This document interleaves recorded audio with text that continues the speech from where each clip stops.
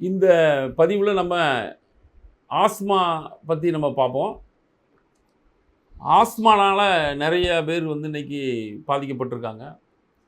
அப்படி பாதிக்கப்பட்ட மக்கள் வந்து பார்த்திங்கன்னா நெபுலைசர் அதிகமாக யூஸ் பண்ணுறாங்க. இந்த நெபுலைசர் அதிகமாக யூஸ் பண்ண நமக்கு என்ன ஆகும் அப்படின்னா, நமக்கு வந்து கிட்னி ப்ராப்ளங்கள் பின்காலத்தில் வரும். இந்த ஆஸ்மா ஏன் உருவாகுது அப்படிங்கிறத நீங்கள் தெரிஞ்சுக்கிட்டிங்கன்னா, இந்த ஆஸ்மாலேருந்து விடுபடுறது எப்படிங்கிறதும் நமக்கு தெரிஞ்சிடும். இந்த ஆஸ்மாங்கிறது எப்படி உற்பத்தி ஆகுது அப்படின்னா, அடிப்படையாக இது வந்து ஒரு ரெஸ்பிரேட்டரி ப்ராப்ளமாக க்ரியேட் ஆகிடும். ஸோ இதுவும் பார்த்திங்கன்னா, இதோடைய ஆரம்ப புள்ளி எங்கே இருக்குங்க பார்த்திங்கன்னா, அது வந்து மண்ணீரலில் தான் இருக்குது. இந்த மண்ணீரலுடைய வேலை என்ன அப்படின்னா, பாடிக்கு தேவையான டேம்ப் வந்து அது கிரியேட் பண்ணும். இப்போ இது எக்ஸஸாக டேம்ப் வந்து கிரியேட் பண்ணுறதுனால ஏற்படக்கூடியது தான் இந்த வீசிங், ஆஸ்மா அப்படிங்கிறதெல்லாம். இப்போ மண்ணீரலில் உள்ள பிரச்சனை வந்து எங்கே ரெஃப்ளெக்ட் ஆகுது அப்படின்னா, ஃபஸ்ட்டு அது லங்ஸுக்கு ரெஃப்ளெக்ட் ஆகும். இப்போது இந்த டேம்பு எப்படியெல்லாம் அதிகமாக கிரியேட் ஆகுது அப்படிங்கிறத நீங்கள் முதல்ல பார்த்துக்கணும். இது எப்படி கிரியேட் ஆகுதுன்னா, அதிகமாக பால் பொருட்கள் சாப்பிட்றதுனால இந்த டேம்ப் வந்து கிரியேட் ஆகும். அதிகமாக ஸ்வீட் சாப்பிட்றதுனால இந்த டேம்ப் வந்து கிரியேட் ஆகும். அதிகமாக காரம் சாப்பிட்றதுனால இந்த டேம்ப் வந்து அதிகமாக கிரியேட் ஆகும். அதிகமாக சில்லுன்னு சாப்பிட்றதுனால, ஃப்ரிட்ஜிலேருந்து எடுத்து குடிக்கிற வாட்டர், இந்த குளிர்பானங்களை அதிகமாக சில் பண்ணி குடிக்கிறது, இது எல்லாமே வந்து டேம்ப் கிரியேட் பண்ணும். இன்னொன்று, நான் ஏற்கனவே வந்து பழைய பதிவுகளில் நான் பதிவிட்டிருப்பேன். எனர்ஜி இல்லாத உணவுகளை நம்ம சாப்பிடும்போது நமக்கு அந்த டேம்ப் கிரியேட் ஆகும். எக்ஸாம்பிள், அந்த ஃபாஸ்ட் ஃபுட்டு சாப்பிட்றது, இந்த பிஸா, இந்த பர்கர், இதெல்லாம் வந்து பார்த்திங்கன்னா அதில் எனர்ஜி கிடையாது. அதனால் உங்களுக்கு அந்த டேம்ப் வந்து கிரியேட் ஆகும். ஸோ இப்போ இந்த மாதிரி அதிகமான டேம்ப் கிரியேட் ஆகும்போது என்ன ஆகுதுன்னா, மண்ணீரல்லேருந்து அது வந்து லங்ஸுக்கு போகுது. அப்புறம் லங்ஸ்லேருந்து அது வந்து கிட்னிக்கு டேம்ப் வந்துடுது. இந்த டேம்ப் வந்து கிட்னியில் வந்து அதிகமாக உருவாகிறதுனால கிட்னியுடைய ஃபங்க்ஷனை வந்து குறைச்சிது. இப்போ இதில் வந்து நானும் சில இடத்துல அதை தேடி பார்க்கும்போது, இந்த கிட்னியுடைய இந்த ஃபங்க்ஷன் குறையிறதுனால இது எப்படி நம்மளுக்கு வந்து இந்த பிரச்சனைகளை அதிகப்படுத்துது அப்படின்னு செக் பண்ணி பார்த்தா, இது நிறைய இடத்துல இதோடைய கரெக்டான ஒரு விஷயங்களை யாரும் ஒன்றும் பெருசாக சொன்ன மாதிரி தெரியல. பொதுவில் நீங்கள் பார்த்தீங்கன்னா, நம்மளுடைய ரெஸ்பிரேட்டரி சிஸ்டம் வந்து ரொம்ப முக்கியமான சிஸ்டம். எப்படின்னா, அந்த நீங்கள் வந்து மூச்சு வாங்குறது, உள்ளே இன்ஹேல் பண்ணுறது, எஸ்கேல் பண்ணுறது, இன்ஹேல் பண்ணுறது, எஸ்கேல் பண்ணுறது, இது வந்து கண்டினியூஸ் ப்ராசஸ்ஸு.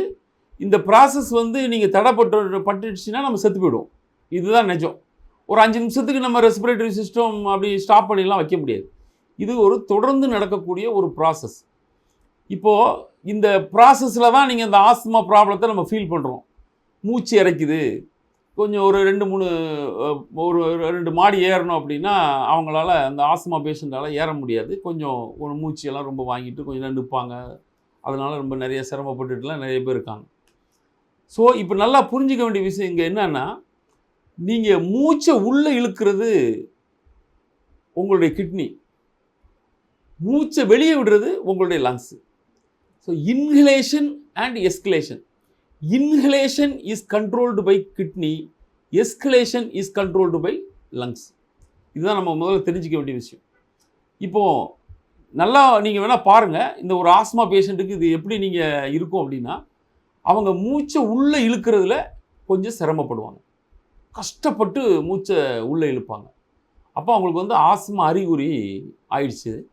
இது ரொம்ப அதிகப்படும் போது அது ரெஸ்பிரேட்டரி டிஸார்டராக வருது. இப்போ வந்து பார்த்திங்கன்னா, அதிகாலையில் நிறைய பேருக்கு வந்து அந்த மூச்சு திணறல்கள்லாம் வந்து அவங்க எமர்ஜென்சியாக ஹாஸ்பிட்டலில் அட்மிட் ஆகி, அதை அப்புறம் அது பல்வேறு பிரச்சனைகளை அவங்க சந்திச்சுட்டு இப்போ நிறைய பேர் நான் பார்க்குறாங்க. ஸோ நல்லா புரிஞ்சிக்க வேண்டிய விஷயம் இங்கே என்ன அப்படின்னா, இந்த ரெஸ்பிரேட்டரி சிஸ்டம் எப்போ உங்களுக்கு வந்து பிரச்சனை வருதோ அதை தான் நம்ம ஆஸ்மான்னு சொல்கிறோம்.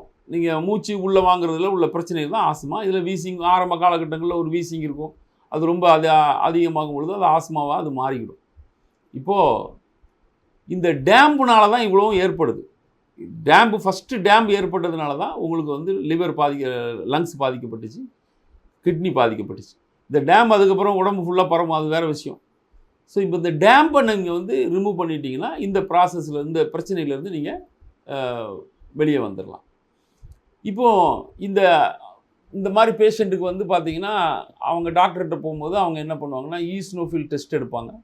ஈஸ்னோஃபில் வந்து ஒரு குறிப்பிட்ட அளவு, அந்த டேம் பாடியில் வந்து ஒரு குறிப்பிட்ட அளவு தான் இருக்கணும். அதுக்கு மேலே போச்சுன்னா அந்த மாதிரி பாதிப்புகள் வருது. ஸோ இப்போ நம்ம இந்த ஈஸ்னோஃபில் டெஸ்ட் வந்து எடுக்கும்பொழுது அது குறிப்பிட்ட அளவுக்கு மேலே இருக்குது, அதனால் உங்களுக்கு இது அப்படின்னு சொல்லிட்டு அது ஒரு சில மாத்திரைகளை கொடுப்பாங்க. அது கொஞ்ச நாளைக்கு அந்த மாத்திரையை தொடர்ந்து போடுவாங்க. பட் அதை தொடர்ந்து லைஃப் டைம் போட்டுக்கிட்டு இருக்க பேஷண்ட்டெல்லாம் இருக்காங்க.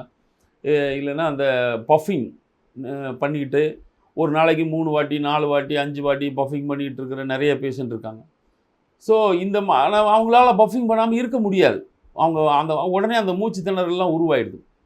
ஸோ இது வந்து இப்போ இந்த மாதிரி விஷயங்களை வந்து பார்த்திங்கன்னா நம்ம பாடிக்கு உள்ளேயே நிறையா அதை சரி பண்ணக்கூடிய விஷயங்கள் இருக்குது. பட் நமக்கு அது தெரியல. ஸோ இப்போ வந்து இந்த மாதிரி ஆஸ்மா பிரச்சனைகளை நம்ம சரி பண்ணுறதுக்கு முதல்ல நம்ம செய்ய வேண்டிய வேலை என்ன, ஃபஸ்ட்டு டேம்ப் உருவாகக்கூடிய அந்த சோர்ஸ் பாயிண்ட்டை நம்ம நிப்பாட்டணும். இப்போ ஸ்ப்ளீனை சரி பண்ணணும். ஸ்ப்ளீன் சரியாயிடுச்சுன்னா லங்ஸும் சரி ஆகிடும். லங்ஸு சரியாயிடுச்சுன்னா கிட்னியும் சரியாயிடும். ஸோ இதுதான் அந்த ப்ராசஸ். இப்போ நம்ம வந்து அதுக்கான சிகிச்சை முறைகள் இருக்குது. அதை எப்படி நம்ம அந்த டேம்பை வந்து பாடியிலேருந்து எடுத்து விடலாம், அதை எப்படி கிட்னியை வந்து நம்ம டோனிஃபை பண்ணி அதை எப்படி சரி செய்யலாம் அப்படிங்கிற மாதிரிலாம் இருக்குது. ஸோ இந்த மாதிரி நம்ம வந்து இந்த கிட்னியில் இருக்கிற டேம்பை வந்து நம்ம ரிமூவ் பண்ணுறது மூலமாக நம்ம ஆஸ்மாவை முற்றிலும் நம்ம உடம்புலேருந்து ரிமூவ் பண்ண முடியும். இது நம்ம நிறைய பேர் நிறையா சிகிச்சை முறையில் அதை பண்ணிக்கிட்டு தான் இருக்காங்க.